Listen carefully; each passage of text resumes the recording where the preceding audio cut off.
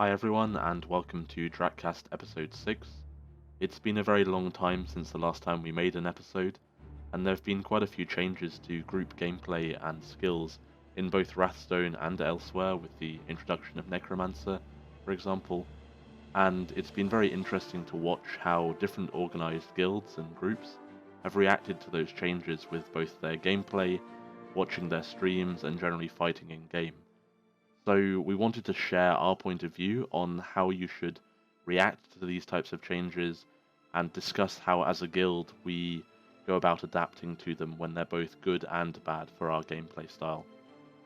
We hope that this might help other groups with their gameplay this patch, and might lead to all of us having more good fights spread around the map, and make things generally more interesting. So the main thing that we like about organized gameplay is that the style is always changing. You can sit together and think each patch how to implement a better style of play and fight any difficulties that you have in PvP, improving and becoming stronger as a group, but also individually. Not everyone will fix problems in the same way, so that means that different groups will react to those changes in very varied manners, and it can make it really interesting to be a part of. It's worth remembering that if there's a difficulty for you as a group, there will always be a solution. Just depends how you go about getting there. Yeah, I find it very interesting as well to look kind of at the past of this game in this regard. So at the start of the game, basically, obviously the meta was Magicka only for a very long time, but still within this Magicka meta there was constantly a change of what groups were using. So the group meta constantly changed, mostly because there was constantly abilities that were actually broken, like the free Bat Swarm, Necrotic Orb, or Fragmented Shield. We covered these metas as well in our previous episode, so check that out if you're interested in hearing more about this. But basically, once these abilities were fixed, it was literally impossible to really build your group around them because they were just simply not that good anymore. So people were forced to figure out new ways very quickly. Whereas nowadays, I feel this adaptation process is much slower. I think a good example is the Destro Ultimate. When it was implemented, basically the group meta had been to be an actual ball group for pretty much the entirety of the game. That means stacking on each other as well. In the past there was AoE caps that heavily favored this, but by the time Destro Ultimate became a thing, the AoE caps were pretty much removed, basically. So when the Destro Ultimate was implemented, it was one ultimate that had a huge radius and it did insane damage, basically. So stacking in it was not really possible anymore. If you try to, play the way you were used to, you just stacked and died to Destro Ultimates. And a lot of people were complaining how the Destro meta was completely skillless because it was impossible to survive, but at some point, people figured out that spreading out and not getting hit by 10 Destrolls, because if you spread out, enemies have to spread out as well, or you only have 2-3 people who actually get hit by the ultimates, and then it's possible to out-heal it. So once people figured that out, the meta changed. It took a very, very, very long time before people actually figured this out.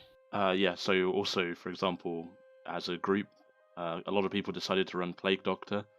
That meant that you could increase your HP, because also Plague Doctor was pretty strong at the time, and it allowed you to mitigate situations where you had to stack and you would be taking a lot more damage, but because of the higher HP, it meant that you could survive those situations as well. I mean, as I already said, recently there isn't really any game-breaking abilities, so when ZOS makes adjustments to skills, the impact is much more subtle than it used to be back in the days. And as I already said, I feel the meta is adapting much slower as a result. But for us, one of the most important things in group play is to constantly try to improve. So you should look for, what could we do better? So you should also reevaluate your own strategies. But instead it feels to me, at least, that for a lot of groups, they don't really try to think about new things, but they just use either what they're used to using, so like, oh yeah, we always played see, okay, so far we've been doing very good with a lot of stam wardens, but now this patch there has been a change, so is it still viable, or maybe something else is better, even when there wasn't like any direct nerf to stamina warden, but just simply, some other changes that had an impact on the group meta, like the buffs to a lot of Magicka AoEs, as happened this patch, for example. But it seems, as a lot of groups seem to be very reluctant to try out new things. It just feels like either they, used to run what they always ran, kind of like, as I said, oh yeah, we did very well with stamina wardens, let's just continue running that, or like people don't even think about it at all. Or they, just kind of see what other groups are doing and then copy that. So, for example, with the Bash Ultimate, it felt to me that, at the very start there was not much going on, so maybe people were still leveling their Necros, I don't know. But at some point, once the first people played that build and bashed everyone to death, it seemed as people kinda caught onto it and copied it, but didn't really think about it themselves proactively before they saw other people do it. So in a way, it just feels that groups have become lazy in a way and just see what other people do and then copy that without thinking too much about it. Yeah, and what we also mean by lazy is, for example, when a group struggles with a situation, so whether that be taking too much damage from things like the bash, or not being able to move because of rapids, or any situation really, a lot generally just end up taking an easy way out, often without really being able to identify that they're actually doing that. So if that's done too often, especially if it's done without realizing it, it can lead to the group losing a lot of their performance and strength, even if the fight outcome might feel like it's improving in their eyes, it's for the wrong reason. So, for example, increasing your group size, you allow yourself to make more mistakes with the comfort of generally perhaps outnumbering your enemies. Whereas a lot of groups also then start to Zerg surf or only fight on front lines. It allows them to be supported by their faction whilst they're fighting. A lot of streamers, for example, they suffer from this problem where they don't have ally nameplates or alliance symbols, and it can give them the feeling that they're not really Zerg surfing, and then they're fighting outnumbered. And if you turn on the alliance shield for all targets, you actually see how many people you're surrounded by. In these podcasts and as a group, we've always tried to encourage leaving the front line of your own faction and moving fights to other locations, for example, backkeeps or opposing factions' front lines, because then you get to actually challenge yourself as a group and see what you can really do on your own without pug support. So it's the same as increasing your group size. Yes, it might temporarily make you stronger and make you able to combat a change, but it doesn't really fix the core problem of the people in your group maybe not performing well, or you're just starting to then outnumber your enemies and it's not really a interesting fight to carry on with.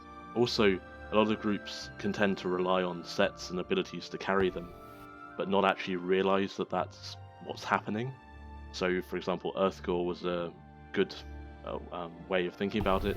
Earthgore could really carry a group if you just stacked as many of them as you had, and a lot of groups are then suffering from not having that level of safety net, since it doesn't heal everyone anymore. I mean, it's still quite strong, but still. So yes, it's good to use like OP sets and abilities, and everyone will use them and can use them against you, but it shouldn't take away from the core gameplay of being able to communicate well and have good movement as a group.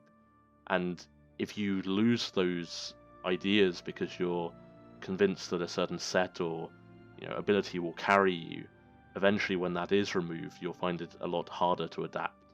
Another example is when a group starts to actively avoid challenges.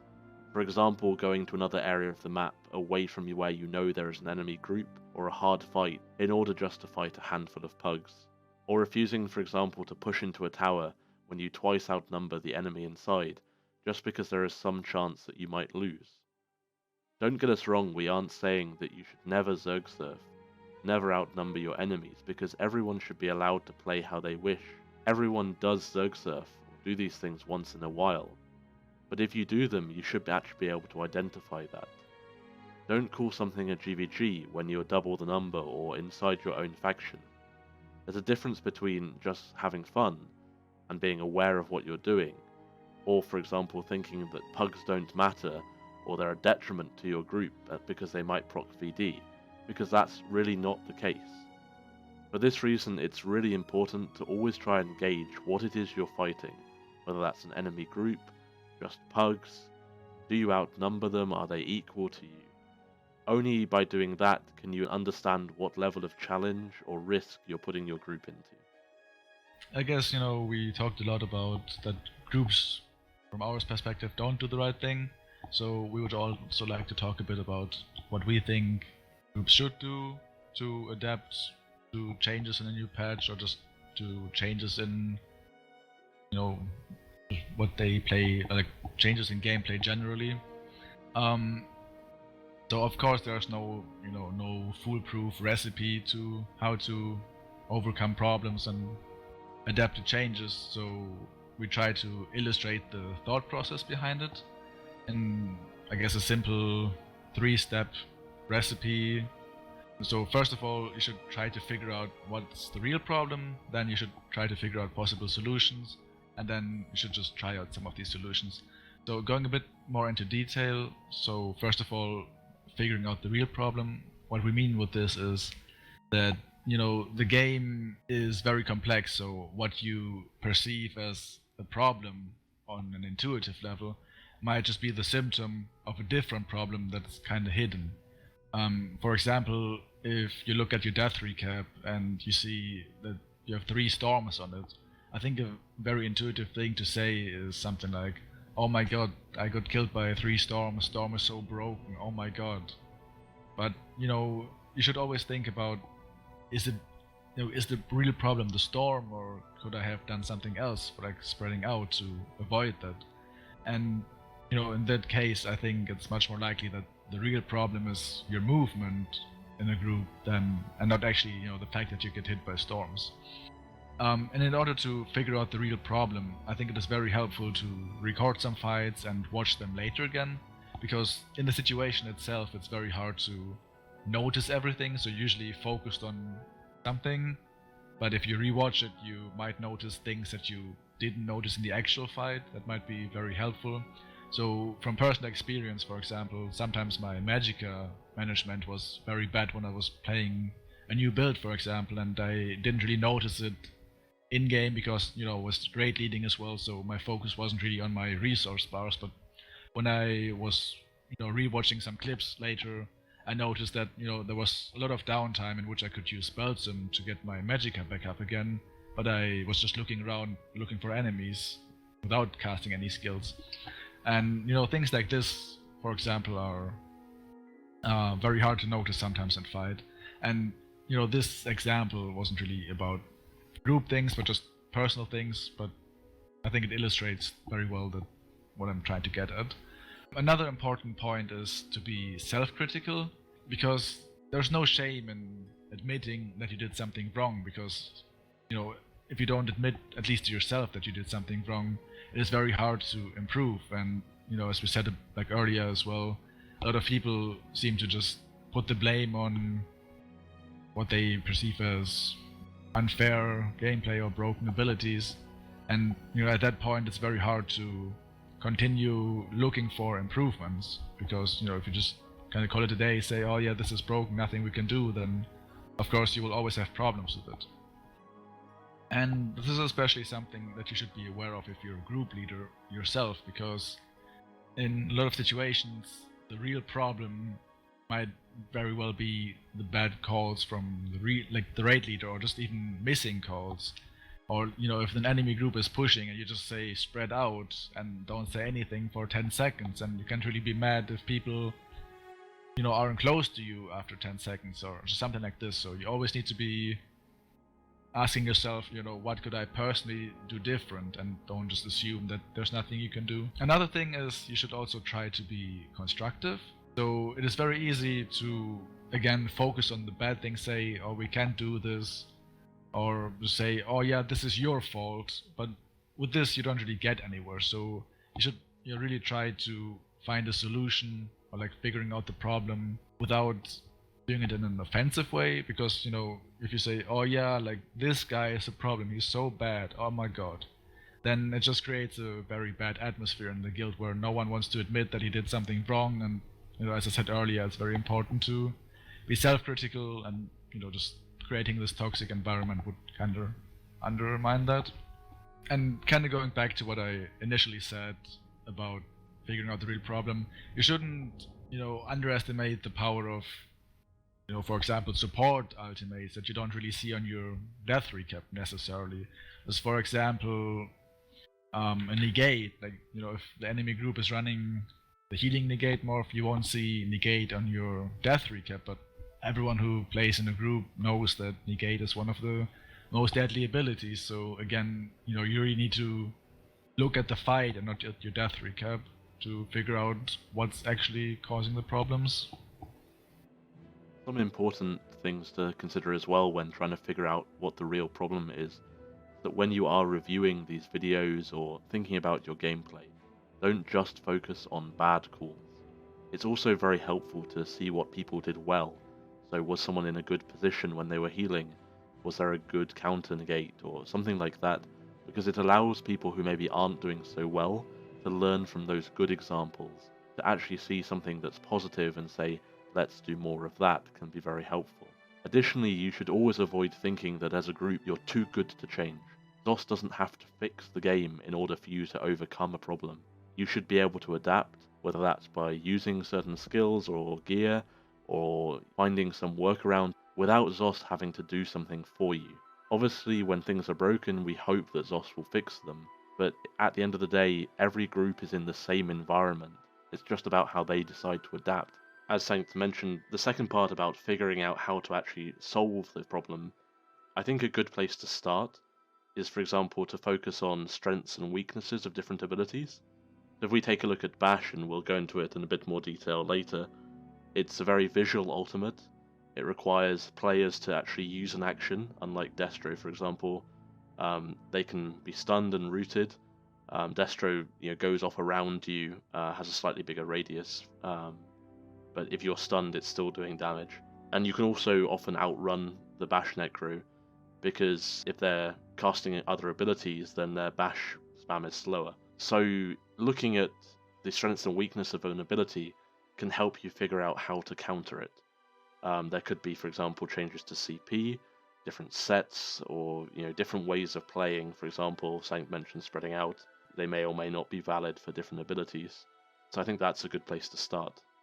Yeah, I think another example, just to make it a bit more visual, like what we mean with figuring out possible solutions in detail, is, let's say you feel your group doesn't have enough healing.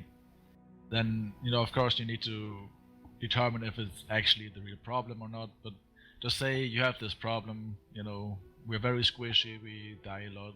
So you need to figure out possible solutions to fix this.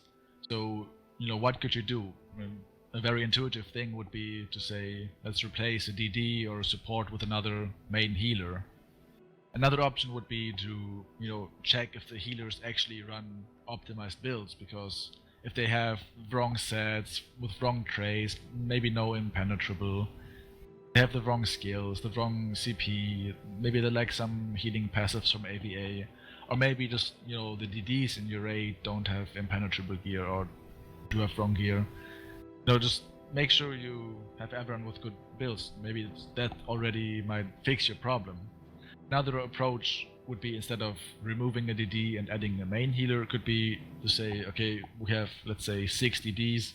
What if these 6 DDs slot some support heal, like maybe Energy Orb, for example, if they're magic DDs, or just use Vigor more frequently? Can this help us to get more healing? And again, like another approach would be to say, okay, maybe the problem isn't actually our healing, maybe it's our movement. So could we maybe try to avoid damage more efficiently by spreading out, or maybe we're actually spreading out too much so we don't benefit from AoE heals like Healing Springs. So could this be a problem? And then you have kind of many possible solutions, and there isn't really any, you can talk about it forever in TeamSpeak or something, but there isn't really a way to figure out which of these solutions is the best without actually trying some of them and seeing, does it help? So to stay a bit with this example, like a very easy thing is the second step that I mentioned, so reviewing your builds is probably something that you should be doing anyway if you want to be successful as a guild, because it matters hugely. So this is something that doesn't really require too much effort, so it's very easy to implement. But the other options, it's a bit more, you can just say, okay, let's run a healer more and everything's going to be fine. Like, most likely it's not going to be the case, so you really need to see if it's, you should just try for some raids to add more healers, and then kind of reevaluate, okay, we had the problem that we didn't have enough healing, so did we fix this problem? And I think it is very important as well to differentiate between the previous problem and possible new problems. Because, let's say you added another healer, maybe you lack damage now. So you shouldn't say, okay, like, this doesn't work out because we're still not killing everything. So you should be kind of closely looking at, okay, what did we gain? Like, which trade-offs did we make? So we lost damage and gained a healer. Like, do we lack damage now? Because if you lack damage, maybe you should try the other approach of having DDs use heals. Or maybe you feel it's going good, then you should maybe still try out the other things, because just because you improve doesn't mean you reach the optimum yet, right? So let's say you replace the DD with the healer and now you're doing better already. Then you shouldn't say, okay, yeah, great, we improved, let's call it a day, because I guess going back to what we initially said, it feels sometimes that groups might stop here because they don't really thrive to constantly improve. So I guess Izanagi also mentioned the Plague Doctor example. I think it's very nice to visualize this as well. So when the Destromator was thriving still, the damage it took from Storm was very high, so going for Plague Doctor, it reduced your damage and gave you more survivability. So it's a very clear trade-off, so you trade damage for survivability. But in reality, you had still enough damage to kill enemies, but from the additional survivability, you could hold your ground longer, be more aggressive as well. So oftentimes, to me at least, it didn't feel like it was a damage problem, because you could still kill enemies. And oftentimes you only figured out these approaches by actually trying out different things. Because I remember there was a lot of groups who kind of refused to use Plague Doctor even though it worked for other groups, because they said, like, oh yeah, we're gonna have way too low damage, when, at least from my experience, the damage was really good still, and it was no problem to kill other groups, especially if they didn't use Plague Doctor and had like 20k HP and just died to 2 sticks of Storm. And I hope that these inputs help you to see what you could maybe do different yourself to improve as a group, or to improve as an individual player, and don't just say, oh, I can't improve, or like, there's nothing we can do against this skill. There's always something you can do, and I think kind of following this thought process that we lined out can help you to figure out ways to improve. To further highlight that, we go over a couple of the recent changes that were met by quite strongly different reactions from certain groups. So firstly, Bash ulti. Obviously, it was very OP, probably to the point of being broken, and Zos has made some changes to it now.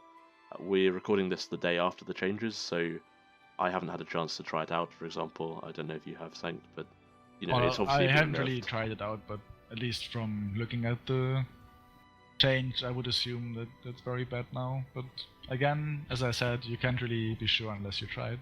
Yep. So just a quick overview, what was the Bash ulti? In its original form, it was a ultimate which caused you to gain 30k health, and your Bash attacks would then be sent out in a radius around you. I believe the around you was perhaps a bug based on the patch notes, but it's intended that it's in front of you, and it was very strong when combined with weapon damage sets, as well as sword and board passives.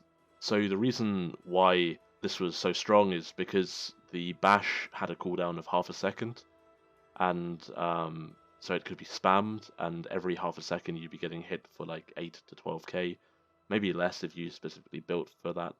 But for some groups who didn't build a tool for it, didn't make any changes, it would wipe them out very, very quickly. So it was kind of equivalent, roughly, to the old full-strength Destro, although the main difference is that it lasted obviously for 20 seconds, whereas the old Destro was only 5 seconds whilst it was running. So that kind of meant that because it lasted so long and the speed of incoming damage was very fast, it was quite hard to counter. So many groups tried to solve the problem simply by following exactly the same tactics as they used to in previous patches. So, just spread out, spread out, spread out, spread out, just constantly calling spread out, and then wondering why their people who are spreading out are dying because they don't have enough healing on the edges of their raid outside of AoE heals for everyone to be getting healed together.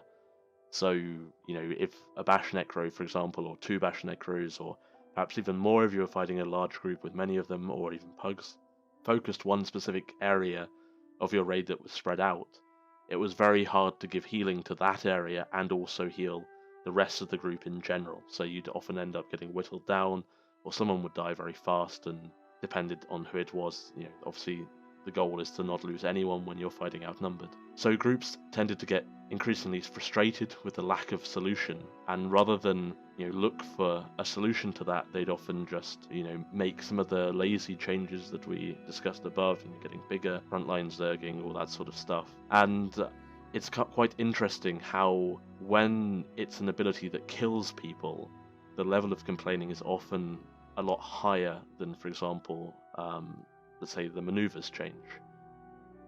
Yeah, I think talking about the maneuver change, it really highlights to me how differently people go about approaching a change. And it kind of, I think, goes back to what I said at the very start about how people reacted to changes that were very impactful much quicker than maybe significantly impactful changes that weren't as clear cut out. So it sounds a bit confusing maybe, but what I mean is, like, I guess, as I said about the Destro Ultimate, it had a really, really big impact on group play, but people didn't adapt to it whatsoever. They used Destro Ultimate as well, of course, but they didn't really think about ways to play around it. And with the maneuver change, it's one of those very game-changing changes, because groups have, let's say, relied on maneuver pretty much for the entirety of the game until that point. And they completely destroyed that skill, so it's completely useless now. And it wasn't like, people always say on the forums, like, oh yeah, ball groups like nerf maneuver and they're all gone. And I don't think it took a day until people figured out that you can use forward momentum, the wings from the DK, or shuffle to still get the snare removal. You have purge to get rid of the meat bags and whatever debuffs you have on yourself, and even can remove some snares with the purge. So it didn't really have any impact on group play because people adapted incredibly fast to it. And it just seems really interesting to me that there's such a big gap in maneuver where there was no complaining about it, there was nothing. So after the change, so there wasn't any groups crying, we can't play without maneuver. People just said, okay, we can't use this anymore at all, so what can we do?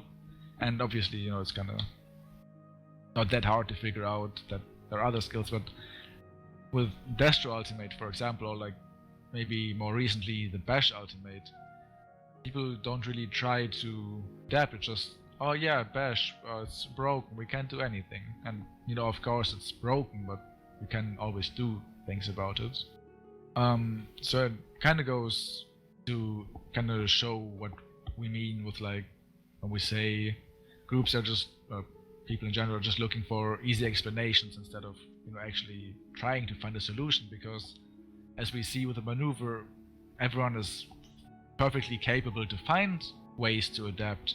It's just that unless ZeniMax kind of explicitly tells people you cannot use this ability anymore, you should use something else. People don't actually put in the effort to find these solutions or these ways to play around it.